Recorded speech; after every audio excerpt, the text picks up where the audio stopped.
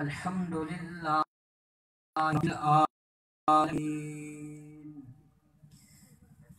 والعاقبة للمتقين والصلاة والسلام على أشرف الأنبياء والمرسلين أما بعد فأعوذ بالله من الشيطان الرجيم بسم الله الرحمن الرحيم والذي جاء بالصدق وصدق به أولئك هم المتقون صدق الله مولانا العظيم وصدق رسوله النبي الكريم ونحن على ذلك لمن الشاهدين والشاكرين والحمد لله رب العالمین۔ یہ سچ ہے کہ خطرہ اغیار بہت ہے، یہ سچ ہے کہ خطرہ اغیار بہت ہے، پر کیا کریں ہمیں صحابہ سے پیار بہت ہے۔ لگا صحابہ کے کھاتے میں جس کا خون، لا خوف علیہم ولا هم یحزنون۔ ہر موڑ پہ چھوڑ جاؤں گا کہانی اپنی، ہر موڑ پہ چھوڑ جاؤں گا کہانی اپنی، ارے لفظ صحابہ پہ لٹا دوں گا جوانی اپنی۔ سارے حضرات محبت پیار اخلاص کے ساتھ درود پاک پڑھ لیں، کوئی زبان خالی نہ ہو۔ اللہم صلی علی محمد وعلی آل محمد کما صلیت علی ابراہیم، اللہم بارک علی محمد وعلی آل محمد۔ انتہائی واجب الاحترام سٹیج پر موجود حضرات اور میرے اور آپ کے مخدوم عبدالمالک فاروقی صاحب کی پرخلوص دعوت پر ہر سال کی طرح اس سال بھی اللہ تعالیٰ نے حاضری کا موقع نصیب فرمایا ہے۔ دعا فرمائے اللہ تعالیٰ میری حاضری، آپ کی حاضری اپنی بارگاہ میں قبول فرمائے۔ ذرا بلند آواز سے کہہ دیں آمین۔ کیونکہ طبیعت کچھ ناساز رہتی ہے، اس لیے میں نے یہی کہا تھا کہ سب سے پہلے آپ مجھے ٹائم دے دیں اور میں نے پھر واپسی بھی کرنی ہے۔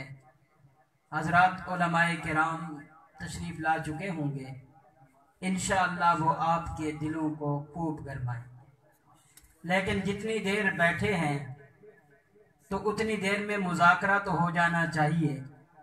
جو بات سمجھ آئے اچھی لگے تو دل کے تالے توڑ کر زبان کھول کر کہنا ہے سبحان اللہ۔ ذرا اونچی آواز سے کہہ دیں سبحان اللہ۔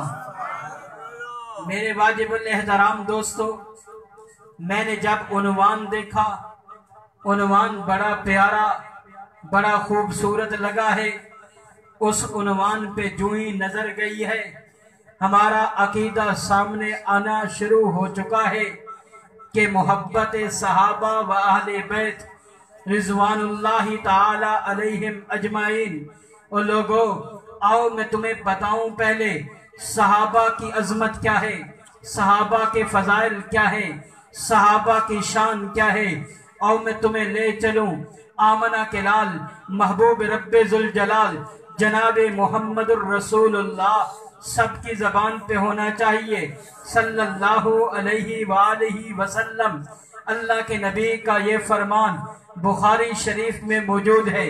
اللہ کے نبی نے فرمایا اور لوگوں میرے صحابہ کو برا بھلا نہ کہنا۔ آگے اللہ کے نبی نے فرمایا میرے صحابی اگر ایک مد جو اللہ کے راستے میں خرچ کر دیں یا فرمایا کہ ایک آدھا مد جو اللہ کے راستے میں خرچ کریں، اس کے مقابلے میں عامی آدمی جو ہے وہ پورے اود پہاڑ جتنا سونا خرچ کر دے، میرے صحابی کے برابر نہیں ہو سکتا۔ اور میں تمہیں ترمذی شریف کے پاس لے چلوں، جناب امام ترمذی سے پوچھتے ہیں صحابہ کی عظمت کیا ہے، صحابہ کا مقام کیا ہے، کیونکہ جب کسی کی شان سمجھ میں آئے گی، جب کسی کے فضائل سمجھ میں آئیں گے، پھر اس شخصیت کا پتہ چلے گا یہ کتنے مرتبے والی ہے، یہ کتنی شان والی ہے، یہ کتنی فضیلت والی ہے۔ تو امام ترمذی اپنی کتاب ترمذی شریف کے اندر حدیث نقل کرتے ہیں، آپ نے فرمایا اللہ اللہ فی اصحابی لا تتخذوہم من بعدی، اور میں تمہیں اللہ کا واسطہ دیتا ہوں میرے بعد میرے صحابہ کو برا بھلا نہ کہنا، ان کو تان کا نشانہ نہ بنانا۔ پھر آگے فرمایا ان سے محبت میری وجہ سے ہے، ان سے بغض گویا مجھ سے بغض ہے۔ آپ نے فرمایا جس نے صحابہ کو تکلیف دی ہے، صحابہ کو ایذا دی ہے، اس نے میں محمد کو ایذا دی ہے، اور جس نے مجھے ایذا دی ہے اس نے اللہ کو ایذا دی ہے۔ آگے خود سمجھ لیجئے، جس نے اللہ کو ایذا دی ہے اس کا مقام کیا ہو سکتا ہے، اس کا ٹھکانہ کیا ہو سکتا ہے۔ آئیے میں اس انسان کی بات کیوں نہ کروں، اللہ کے نبی نے فرما دیا لوگوں جنت کے 8 دروازے ہیں، ہر دروازہ ایک عبادت کرنے والے کے لیے اللہ نے مختص کر دیا ہے، خاص کر دیا ہے۔ کوئی روزے دار ہے اس کے لیے دروازہ علیحدہ ہے، کوئی ذکر کرنے والا ہے اس کے لیے دروازہ علیحدہ ہے۔ جب کوئی ذاکر گزرے گا، ذکر کرنے والا گزرے گا، اسے وہ دروازہ پکارے گا۔ جب کوئی روزے دار گزرے گا اسے وہی دروازہ پکارے گا۔ مجھ میں سے داخل ہو کر جنت کو آباد کیجئے۔ لیکن میں جس انسان کی بات کرنے لگا ہوں وہ کوئی عام انسان نہیں ہے، اس انسان کے بارے میں رحمت کائنات، فخر موجودات، امام الانبیاء، امام الرسل، جناب محمد الرسول اللہ، سب کہیں صلی اللہ نہیں ہے یہ آواز، صلی اللہ علیہ وآلہ وسلم نے فرمایا میری امت میں ابو بکر وہ ہے جب وہ جنت کے سامنے آئے گا جنت کے 8 دروازے پکار اٹھیں گے، ابو بکر آج ہمیں شرف عطا کیجئے، ہم سے داخل ہو کر جنت کو آباد کیجئے۔ نعرہ تکبیر، عظمت رسالت، شان صحابہ۔ تو میرے دوستو آؤ میں تمہیں بتاؤں وہ انسان کون ہے۔ ایک مرتبہ اللہ کے پاک پیغمبر جناب محمد الرسول اللہ صلی اللہ علیہ وسلم نے ارشاد فرمایا لوگوں، آپ نے فرمایا کہ ایک مرتبہ جب آپ نے ایک ہاتھ ابو بکر سے پکڑا، دوسرا ہاتھ عمر کو پکڑا، فرمایا قیامت کے دن ہم اسی طرح اٹھ کر آئیں گے، وہ ابو بکر ہے، وہ عمر ہے۔ میں ذرا آگے چلوں، بات کو ذرا مزید پھیلاؤں، سنو نبی کا ایک ایسا صحابی ہے جس کے بارے میں اللہ کے پاک پیغمبر نے دعا فرمائی ہے۔ اللہ کے پاک پیغمبر نے فرمایا اے اللہ میرے معاویہ کو ہادی بھی بنا، مادی بھی بنا، اے اللہ نام لینے لگا ہوں جس کا نام حضرت ابو سفیان ہے، اور ذرا اس کی بھی شان سنتے چلے جائیے۔ مسلم شریف کے اندر بھی یہ روایت موجود ہے، اللہ کے پاک سفیان کے گھر میں داخل ہو جائے گا میں محمد کی طرف سے امان مل جائے گی۔ میں نے کہا جو گناہگار آدمی، جو اس وقت کا مشرک، جو اس وقت کا کافر ابو سفیان کے گھر میں داخل ہو اسے امان محمد کریم عطا کرے۔ یارو اس ابو سفیان کی شان کتنی بلند ہوگی کہ جس کے گھر کو اللہ نے رحمت کا خزینہ بنا دیا۔ ذرا توجہ رکھیں گے، ذرا توجہ رکھیں گے، انشاءاللہ تھوڑے وقت میں بہت کچھ دے جاؤں گا۔ اب اگر آپ نے یہ بات سمجھ لی ہے، ابو بکر کی شان بھی دیکھ لی، حضرت امیر معاویہ کی شان بھی دیکھ لی، حضرت ابو سفیان کی بات بھی دیکھ لی، ان کی عظمت اور شان کو سمجھ لیا، اور اب ذرا صحابی کی عظمت کو سمجھیے۔ ایک رتبہ وہ ہوتا ہے جو انسان کو ارتفاعی ملتا ہے، ایک رتبہ وہ ہوتا ہے جو عطائی ملتا ہے۔ رتبہ ارتفاعی یہ ہے آدمی سپاہی میں بھرتی ہو، سپاہی سے ترقی کرے، وہ تھانے دار کی سیٹ پہ آئے، تھانے دار سے ترقی کرے، وہ ڈی ایس پی کی سیٹ پہ آئے، ڈی ایس پی سے ترقی کرتا کرتا صوبے کا آئی جی بن جائے۔ یہ جو اسے عہدہ ملا ہے، یہ جو اسے ترقی ملی ہے، یہ نیچے سے چلتا چلتا اوپر تک پہنچا ہے۔ اسے رتبہ، اسے مرتبہ ارتفاعی کہا جاتا ہے۔ عطائی وہ ہوتا ہے جو رب خود عطا فرما دے۔ لوگوں، رتبہ ارتفاعی جتنا بھی بلند ہو جائے، جتنا بھی بلند ہو جائے، لیکن رتبہ عطائی کا مقابلہ نہیں کر سکتا۔ صحابی وہ ہے، کوئی عبادت سے صحابی نہیں بنا، صحابی کوئی ریاضت سے صحابی نہیں بنا، صحابی کوئی اپنی قرآن کی تلاوت سے صحابی نہیں بنا، کوئی صحابی کوئی اپنی عبادت اور ریاضت سے نہیں بنا۔ صحابی وہ بنا ہے جسے رب نے صحابیت کا تمغہ عطا فرمایا۔ تو میرے دوستو، صحابہ کرام کی عظمت سمجھ میں آئی کہ صحابی، نبی علیہ السلام کا ہر صحابی بڑے شان والا، بڑی عظمت والا، بڑی رفت والا، بڑی بلندی والا۔ میں اکثر کہا کرتا ہوں، لوگوں، آسمان کے ستارے سارے روشن ہیں، کوئی سیاہ نہیں ہے۔ اسی طرح میرے نبی کے سارے صحابہ گمراہ نہیں، روشن ستاروں سے بھی زیادہ یہ روشن ہے، فلاح والے ہیں۔ اللہ کے نبی کا وہ فرمان موجود ہے۔ اللہ کے نبی نے فرمایا، اصحابی کالنجوم فبأیہم اقتدیتم اہتدیتم۔ اور لوگوں، اگر کامیابی چاہتے ہو، میرے صحابہ کے دامن کو تھام لو، کامیاب ہو جاؤ گے۔ اور عظمت اہل بیت کا پہلو بھی ہے، عظمت اہل بیت سنو۔ میرے نبی کے صحابہ ہمارے ایمان کا نور ہے، نبی کی اہل بیت بھی ہمارے ایمان کا نور ہے۔ اگر صحابہ سے محبت ہے، اہل بیت سے نہیں ہے، میں اسے مسلمان نہیں سمجھتا۔ اہل بیت سے محبت کا ڈھونگ رچا کر میرے نبی کے صحابہ پہ زبان درازی کرے گا، اسے بھی مسلمان تسلیم نہیں کریں گے۔ اسے چوکوں میں، چوراہوں میں اس کا کفر ننگا کر کے دنیا عالم کو دکھا دیں گے، اور اس کے بعد کہیں گے، یہی دنیا کہہ رہی ہے، ملت کو ذرا بیدار تو ہو لینے دو، ملت کو ذرا بیدار تو ہو لینے دو، ہر قوم پکارے گی ہمارے ہیں صحابہ۔ اور میرے دوستو، محمد عربی صلی اللہ علیہ وسلم، قرآن، عظمت قرآن، عظمت صحابہ، مولانا امجد فاروق صاحب۔ میرے دوستو توجہ رکھیے، میں آج آپ کو بتاؤں گا، میرے نبی کے صحابہ بھی بڑی شان والے، نبی نے اسے آسمان کے ستارے فرمایا ہے، اور اہل بیت وہ ہیں جن کو آپ نے کشتی نوح کی مثال کے ساتھ سمجھایا ہے۔ اب جو پرانے زمانے کے لوگ ہوں، ان سے جا کر پوچھئے، جب پہلے زمانے کے اندر لوگ کشتیوں میں سفر کیا کرتے تھے، سمندر کے اندر، دریا کے اندر بھنور آ جاتا تھا، کشتی پھنس جاتی تھی، تو ملاح کہتے تھے ستاروں کو دیکھو، رہنمائی لے لو۔ جب ستاروں کو دیکھتے تھے، راستہ تلاش کر لیتے تھے۔ میرے پیغمبر نے فرمایا، جب فتنوں کے سیلاب آ چکے ہوں، پھر آپ نے فرمایا میرے صحابہ ستاروں کی مانند ہے، اہل بیت کشتی نوح کی مانند ہے۔ جب فتنوں کی برسات ہو رہی ہو، اس وقت اہل بیت کی کشتی میں سوار ہو کر صحابہ سے رہنمائی کر لینا، دنیا میں بھی کامیاب ہو جاؤ گے، آخرت کے اندر بھی کامیاب ہو جاؤ گے۔ میں مزید مختصر کرتے ہوئے اپنی بات کو سمیٹ رہا ہوں۔ میرے نبی کے صحابہ اور اہل بیت کے اندر رب نے بڑا پیار رکھا، رب نے بڑی محبت رکھی۔ میں تمہیں ایک تو جھلک پیش کر دوں۔ زمانہ امیر عمر کا ہے، حضرت امیر عمر کے پاس کچھ مال آیا، بیت المال کا مال آیا، تو آپ نے کچھ وظائف تقسیم کیے۔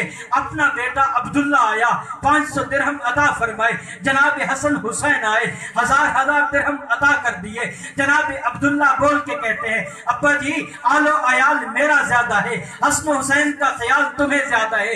آپ کے چہرے انور سرخ ہوا، سرخ ہونے کے بعد فرمایا، عبداللہ کس کی بات کرتا ہے؟ عبداللہ ذرا ان کے ساتھ مقابلہ کرتا ہے، تجھے دیکھتا ہوں عمر یاد آتا ہے، حسن حسین کو دیکھتا ہوں محمد الرسول اللہ یاد آتا ہے، تمہیں دیکھتا ہوں تو تمہاری ماں یاد آتی ہے، حسن حسین کو دیکھتا ہوں تو فاطمہ الزہرا یاد آتی ہے، تمہیں دیکھتا ہوں تمہارا ابا عمر یاد آتا ہے، اسے دیکھتا ہوں تو مجھے علی المرتضی یاد آتا ہے، اور تجھے دیکھتا ہوں تیری نانی یاد آتی ہے، جب میں ان کو دیکھتا ہوں ان کی نانی خدیجۃ الکبریٰ یاد آتی ہے، اپنے ان کے نانے جیسا نانا لے کر آ، ان کی نانی جیسی نانی لے کر آ، ان کی ماں جیسی ماں لے کر آ، ان کے باپ جیسا باپ لے کے آ۔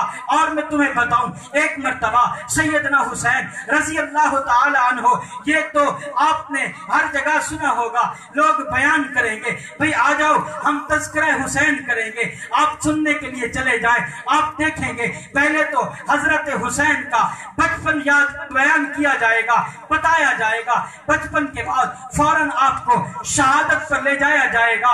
ان سے پوچھئے کیا حسین بچپن سے سیدھا کربلا میں پہنچے تھے؟ وہ کہیں گے نہیں۔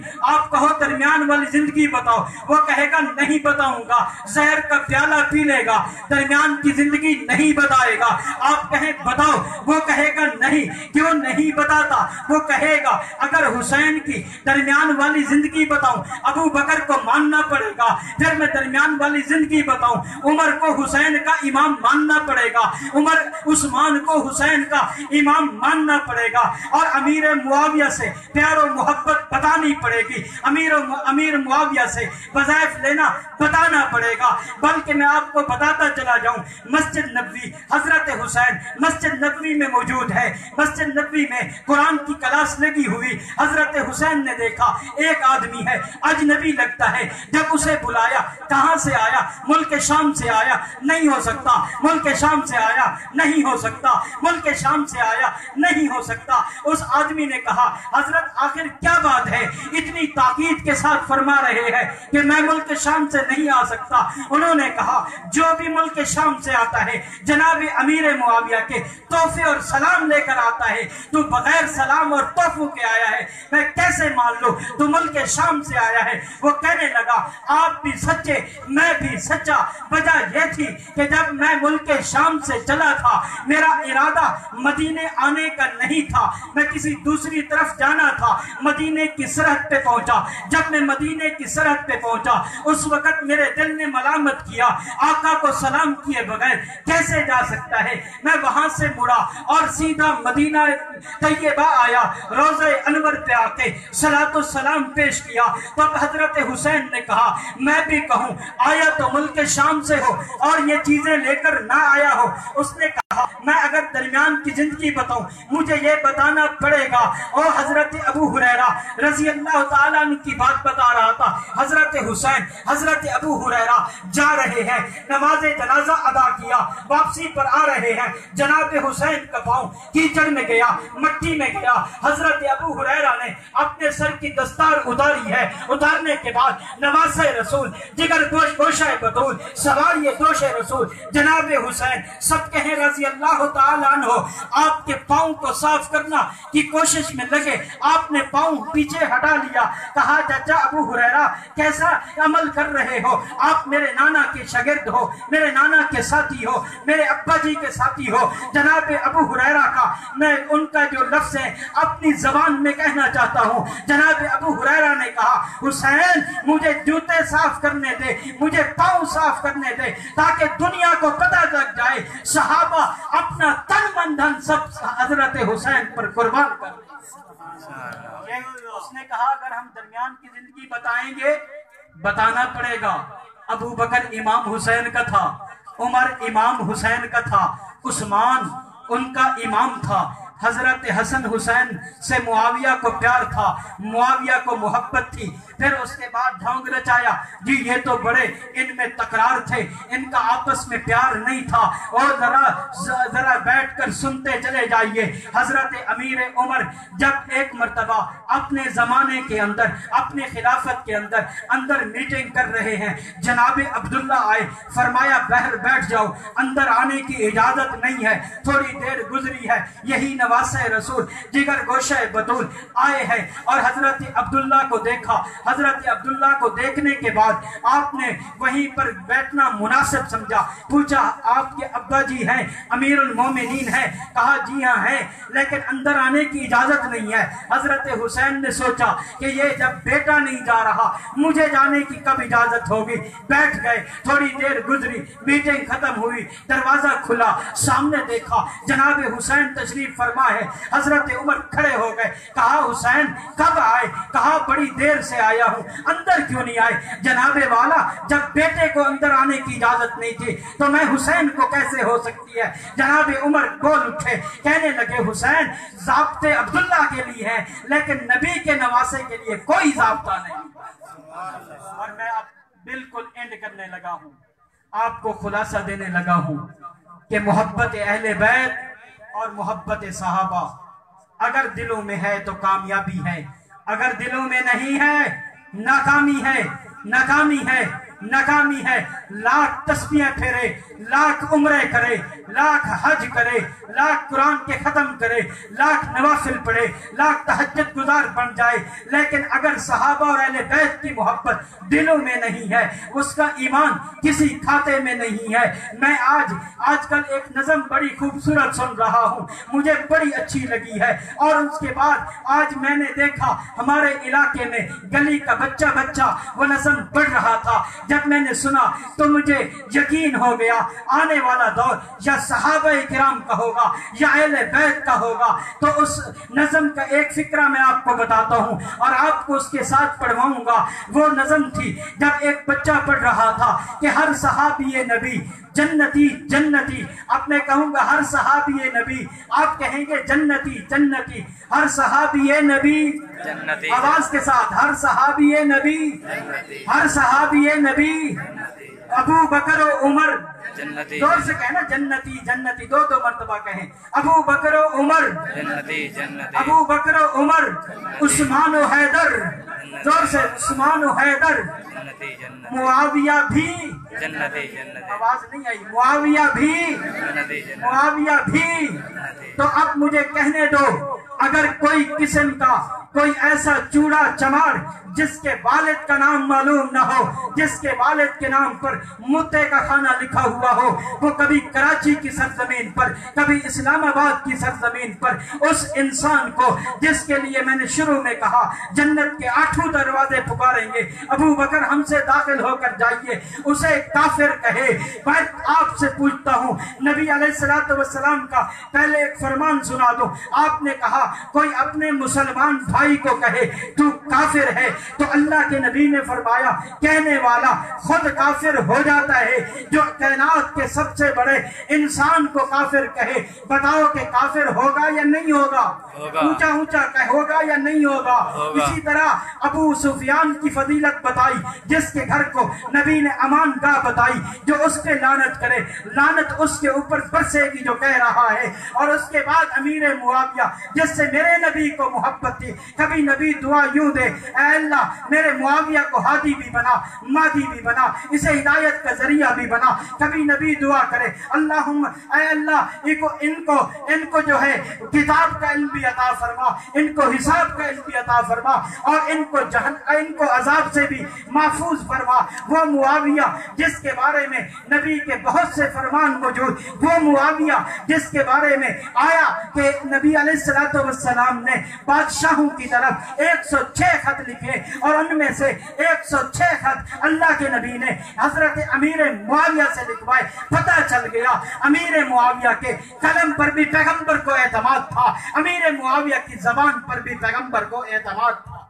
کہہ دے بے شک، اونچی آواز سے کہہ دے بے شک۔ ابھی مہمان بعد میں آنے ہیں، انہوں نے آپ کا یہ جذبہ دیکھا تو شاید واپس چلے جائیں گے، اونچی آواز سے کہیں بے شک۔ تو میرے دوستو ہم برملا کہہ رہے ہیں صحابہ کے خلاف، اب جو زبان بھونکی انشاءاللہ گدی سے کھینچ لیں گے۔ اہل بیت کے خلاف اگر کوئی آواز بھونکی، اگر کسی نے اپنا تبرہ نکالا، اس کی زبان بھی گدی سے کھینچ لیں گے۔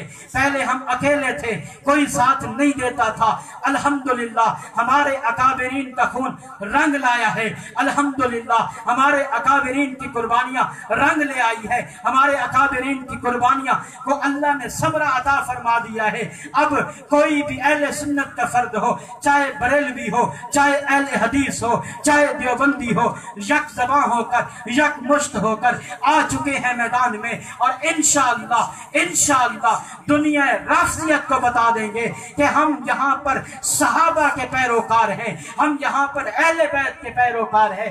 میں انہی الفاظ کے ساتھ اپنی گفتگو کو ختم کروں گا۔